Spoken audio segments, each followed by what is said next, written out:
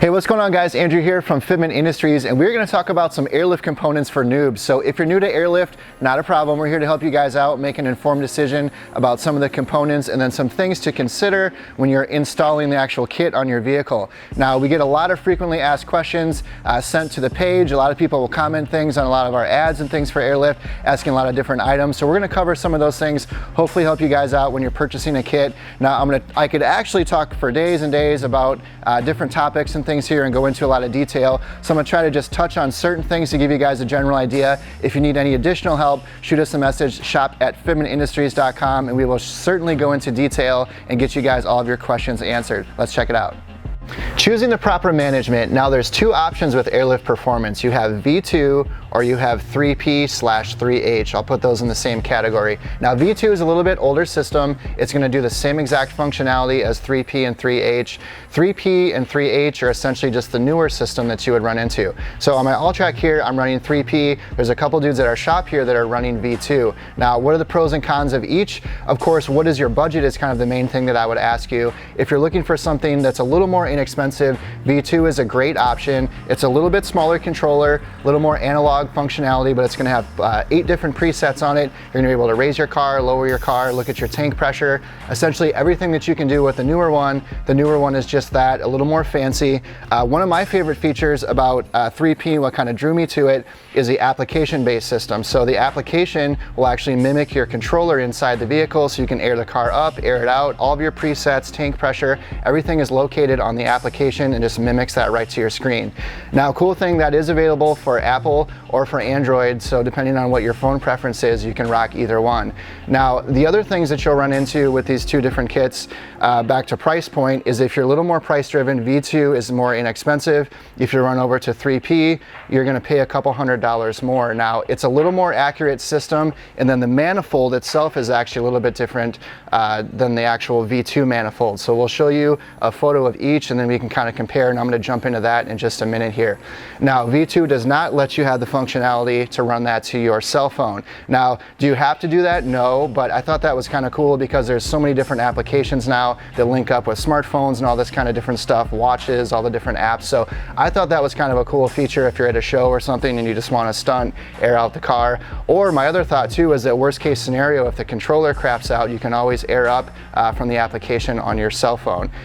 Now, to segue from the management into the bags, now there's two different series. There's the Slam series or there's the Performance series bags. Once again, just like V2 and 3P, if you jump into the Slam series bags, it's a little more inexpensive option. If you jump up to the Performance series, you're also gaining a couple more functionalities with that, which is kind of cool. So if you're looking to dial in your fitment exact and you do need to run camber, or maybe you're going to track your car and you want adjustability for dampening, that's a cool thing about the Performance series. I'm running that on this vehicle. So the Performance series is going to come with camber plates, and you're also going to get adjustability for dampening on the shock. So it's 30-way adjustable, 15 clicks to the left or to the right, so softer or harder ride quality. And you do have adjustability of +3 or -3. So you're not going to need camber in all cases. I know plenty of people rocking just the normal Slam series kit on their car with V2, and that's just enough to get the job done, slam your car, it looks amazing. If you want a little more additional functionality and kind of the newer kit, I would certainly suggest going 3P or 3H. Now, what's the difference between that? If you jump up to the 3H from the 3P, you're getting the height sensors. Now, the height sensors, of course, it does cost a little bit more. That is the most expensive kit, if you will, but those height sensors are going to be an additional add-on where you're going to have to fabricate brackets to the vehicle. And then those height sensors are going to allow for, let's say, a couple dudes jumping your car, you're doing some heavy cornering, it's going to keep your car level and keep all those PSI levels accurate inside all 4 corners. Now, you jump down to 3P, I can always add the sensors on this, which is why I didn't do the 3H right away. I wanted to see how 3P kind of rode. It's the first year on air for me, and I might add the height sensors maybe next summer just to kind of see what the variation is, but I want a little more seat time on this kit first. So let's check out the next item. Test fitting. So once you figure out which management and which series air struts and bags you want to go with, you want to make sure that you have the proper wheel fitment. Now I know this seems silly, but depending on if you're running an older wheel setup, that may not work once you air your car out. Now there's two options. So actually there's three options. So you could have poke fitment where you air it out, you're going to sit fender to lip, that wheel's going to sit out farther and you're going to put the edge of the wheel right on top of the fender here. Now there's flush fitment where your wheel of course is going to sit flush with the fender, it's going to air out really smooth. Or the third option I decided to run with this vehicle here is a tucked fitment. So now the best source you can do this is basically just do your homework, cruise out to our website, fitmentindustries.com, check out our gallery. There's hundreds of vehicles out there, different makes and models that are going to show different wheel sizes, what tire they're running, and along with offset. Because if you're running the wrong wheel and tire setup, it doesn't matter if you air out your car wrong and then your wheel fitment is all funky. So I decided to do the tucked fitment. So I found out that an 8.5 wide on this vehicle with a 45 offset was going to sit a little more sunk in, allowing me to sit this vehicle right on top of the wheel and then essentially tuck this wheel and tire right inside the wheel well here. Now I also have the camber plate, so I was able to run about half a degree of camber. You can't go too excessive on this particular vehicle, but once again, if you get the Performance Series bags and you have those camber plates, you're able to tilt that wheel and then shove it up in there. Now another thing to consider is you may have to roll the fenders. Now I did roll the fenders on this one. I have this plastic trim on the All-Track, or the All-Roads have the same thing on the Volkswagen and Audis.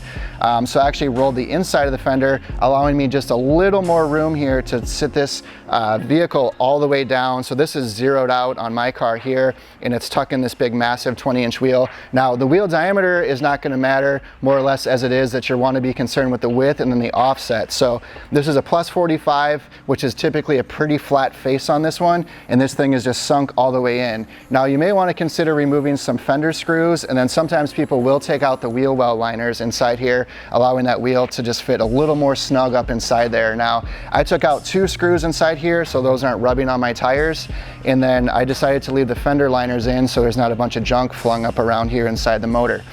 Now once you have the proper wheel size and offset figured out, you want to make sure you're also running the proper size tire. I did a 225/35 series tire on an 8.5 wide, so that's just going to allow me to have a little bit of stretch on the sidewall here, allowing that additional clearance for that fender to sit over here. Now if you're running a standard size tire where it's a little more straight up and down, or you have a little bit of poke on the tire, you're going to run into some issues when you air the vehicle all the way out if that's how you're sitting. Now if you're going to do the fender to lip option, of course a lot of people will stretch that out and you're just looking to fill in that gap between the actual tire bead and then inside the lip of the wheel, and then sit that fender down in there. That's a little more advanced stuff, so for now I'm assuming that most of you guys would just want to run flush or the tucked fitment like this. So just something to keep in mind. You know, you're not going to have to chop into your car a bunch, but it's one of those things that you may have to do some trimming and then just remove some items to make sure that everything fits in there nice and snug. So something to consider when you're routing interior cords on this is you're going to have to rip up the panels on the inside of the vehicle. So you're going to have your car tore apart for a couple days. So I always tell a lot of people, Airlift is not a quick one-day installation. It took me a couple days to get everything ripped out, get everything lined up, test fitting, test for leaks, all that kind of stuff. So I would certainly plan for maybe 2 or 3 days just to make sure that you have everything tore apart properly, you have all the components that you need for the kit, the test fit is proper, and everything works a-okay. Now you're only going to have so much slack on these lines that come with the actual controller and that come with the actual power harness on this. So the power harness is going to have of course your positive and your negative. It's pretty bulky. We have some clips of that, I'll show you guys that.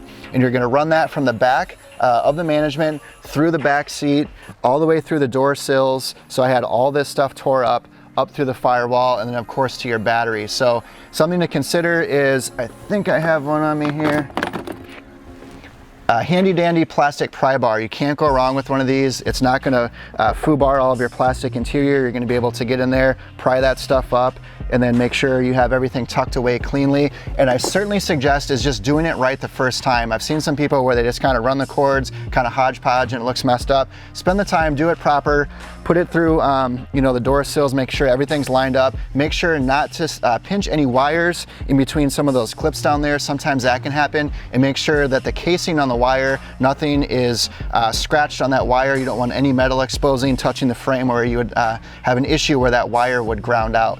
Now Now, another thing I ran into with my cord is you only have so much cord on this. So when you run the actual cord for the controller, which connects in the back here, almost looks like a little micro USB and then just screws in, is that you have to run that through here. I had to go up around under the steering column, through the side, and then I only have about 1.5 feet of cord, so I actually can't quite mount mine on one of those vent style cell phone holders. Mine just kind of lays in here. So kind of map out where you're looking to place your controller to make sure you have it in the proper spot, because you don't want to run all that cord and then realize that you don't have it in the spot where you want it. All right, so let's talk about airline. Now there's two options typically you're gonna see that come with the kits when you're checking out and you're purchasing an Airlift kit. You're gonna see 3/8 airline and you're gonna see quarter. Now of course, if you look at the difference here, we'll get you a close up. The 3/8 is not as flexible. It's a little bit sturdier, of course. It's a thicker line.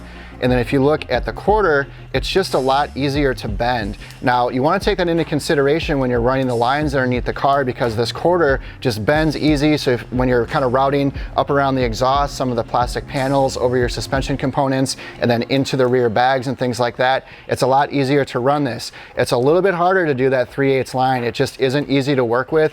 So you don't have as much room to kind of get creative with bending around some of those things. So just something to consider. Now, the other thing that you'll run into with the two different types of airline is that 3/8 is going to air up and out a lot quicker. I decided to run 3/8 on this vehicle. It's a little bit bigger car. I know plenty of people that get away with 1/4 inch on the same make and model, but the choice is kind of up to you. We get a lot of people that ask 3/8 or quarter, what is the best airline for my car? It's really personal preference, along with tank setup and compressor setup. So just something to consider with these two different sizes if you're looking to run something a little bit more easy. When we ran the 3/8 on here and I decided to go right through the trunk, it just wasn't very bendy, and I kind of found myself only able to mount it basically one way because the airline was a lot thicker. But if you're only running a single compressor setup and you're running 3/8, that airflow through that 3/8 line is going to allow a lot more air to travel in and out of those bags a lot quicker, and then the vehicle is going to air up a lot quicker and air out a lot quicker than the 1/4 inch line. Now the 3/8 seems a little bit louder, and I noticed a lot of my buddies with the quarter, it is a little more less quiet, I should say, because it's a little bit smaller airline. This takes a little bit longer for that car to kind of settle out, where the 3/8 is just kind of a faster dump. Now let's talk about brass fittings.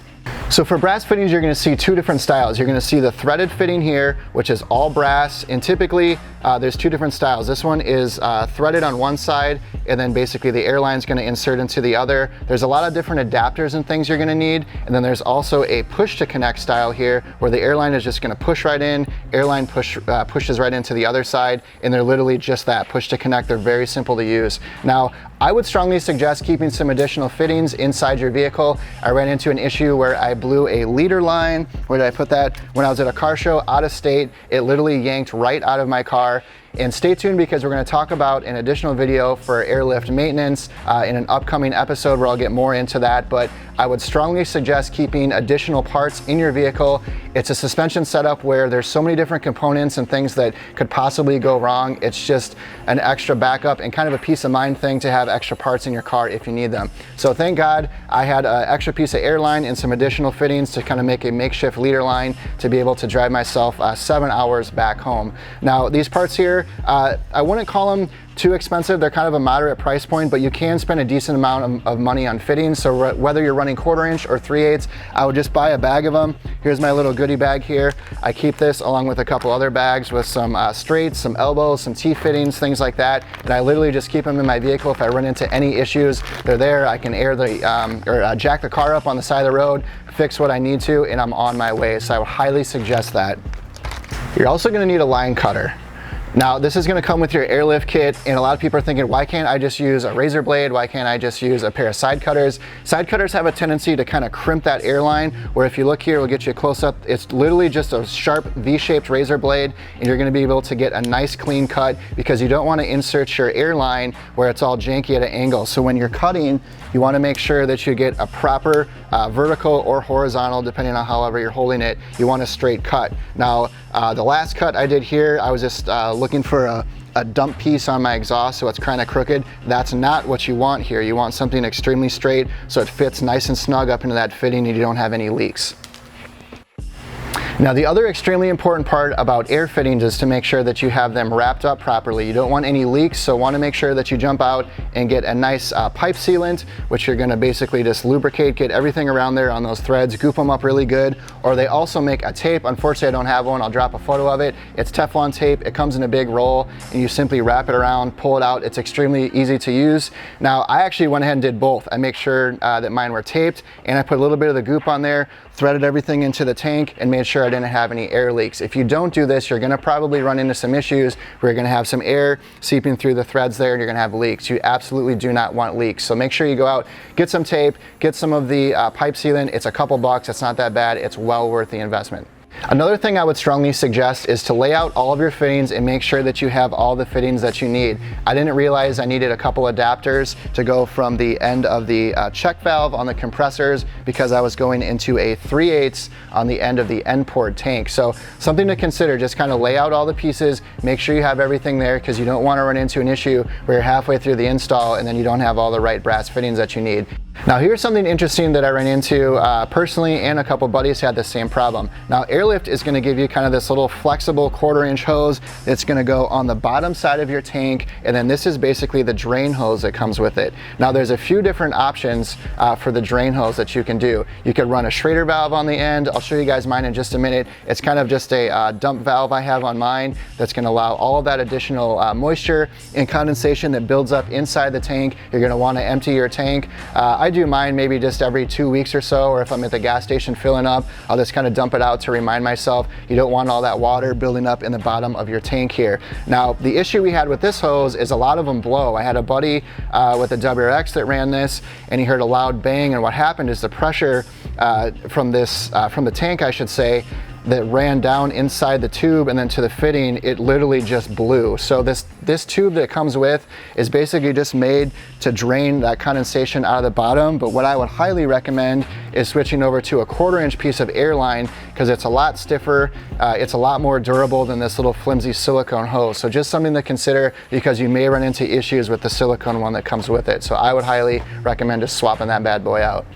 Air tank setups. Now there's a few different options for this as well. So the tank that you're typically going to see come with the Airlift kit that you purchase is probably a 4 or 5 gallon tank. It's a face port or an end port tank. Now what's the difference between the two? A face port tank is going to have 4 1/4-inch fittings across the front face of the tank, or if you were to flip it backwards and hide it, what most people do, it's a pretty common style tank. They're pretty inexpensive. You're looking at like $100. You can get them in the raw finish or in the chrome finish. Now I decided to run a seamless tank. The seamless tank, you'll see a lot of people run those too. They look a little bit fancier, and then they don't have the built-in brackets on them. You actually have an aftermarket bracket you have to run to attach that tank to the base of your floor. Now, there's also a lot of different style tanks out there too. There's pancake tanks, which are more of like, literally looks just like a pancake smushed down, maybe yay big. You can get them in 2, 3, 4 gallon, I believe. And then they're great for hiding them underneath like an area where you would have a spare tire, which is pretty cool. Or if you're looking to do more of a show setup, like I decided to do with this car, you can do just a typical 4 or 5 gallon. Now, a lot of people will email us too and ask how big of a tank do I need? Once again, kind of a personal preference, and also depends on how many compressors you're running. If you're running 2 compressors, you could probably get away with a little bit smaller air tank. I decided to run a 5 gallon with 2 compressors, so my wait time on airing up is just a lot less. I actually ran one for a while just to see how it worked. I didn't hook up the other one, and one compressor was just a little too slow for me. So once I kicked on the second one and started driving around, it was amazing the difference. Everything just airs up a lot quicker. And one thing to consider too is when you're mounting everything inside the trunk is that these compressors are pretty loud. So they make isolation kits which reduce the vibration, which just goes on the bottom of the feet there. There's a lot of different cool pedestal mounts and ways that you can mount those things. And basically doing your trunk setup is where you get to be creative. You are the artist. You get to do all sorts of cool stuff. I've seen plenty of really clean setups where it just looks OEM. There's show trunk setups. There's the dudes at SEMA that go wild with neon lights and Alcantara and carbon fiber and all sorts of rad stuff like that. So it's basically up to you, and you can interchange all the components depending on what you want to do for your vehicle. So here's a tip for you guys on air tanks and then mapping out your trunk setup is, once again, just like laying out all the fittings and making sure you have the right components before that install, have a pretty good idea of what your trunk's going to look like. Are you going to use the OEM floor? Are you maybe going to use a piece of MDF like I did here, where you trace cut the actual OEM piece of the floorboard, and then you have an aftermarket piece? So make sure that you do your measurements, everything lines up properly, and you kind of have a good idea how everything's going to go together. So once again, when you're running all those cords and things inside through the firewall, up under the seat, and then into those door jams, that everything matches up properly and you can tuck your cords and everything matches up good. Now, you're absolutely going to want to do a leak test. When you first get the tank installed and you get all of your fittings and everything put on there, you can take some soapy water, you can put it on the fittings, and then once fill up your air tank, of course, make sure that it's at the proper PSI, and if you see any air bubbles coming out of that soapy water that you put on top of the fittings, you'll know that that's where you have a leak. Now, we did the same thing with this. I found out I had a couple leaks, put a little more sealant on them, buttoned them up a little bit tighter, didn't have any problems. Now, once you fill the tank up, let your car sit overnight to see if you have any leaks. If you come back the next morning and let's say your tank was supposed to be 165 PSI and you see it at 120, you know that you have a leak. So it's kind of a sure way to find out that if there is a leak somewhere, whether it's coming from the bags or from the tank. So just something to consider. So you can hear with both of these compressors running, it's a little bit louder. So if you're not a big fan of that, I would highly suggest doing your compressors maybe in the little side compartments here that pop out.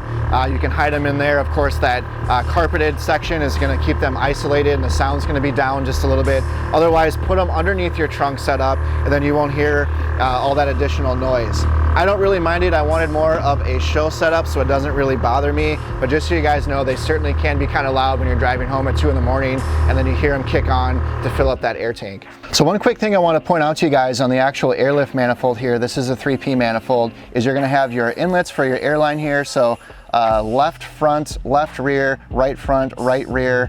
You're going to have your airline that runs to the actual tank, and then you're going to have your exhaust on the far right here. Now, something to consider, just like the actual compressors where it can be kind of loud, is that exhaust can be kind of loud. So if I air this out just a little, you can hear just a little bit of air burst. It's not too loud, it's not too obnoxious. Now, if I pull this off of here, you're going to hear that it's going to get a lot louder because now the air is literally just dumping out of there and it's not dumping through the tube down underneath my floor section here. So if you listen,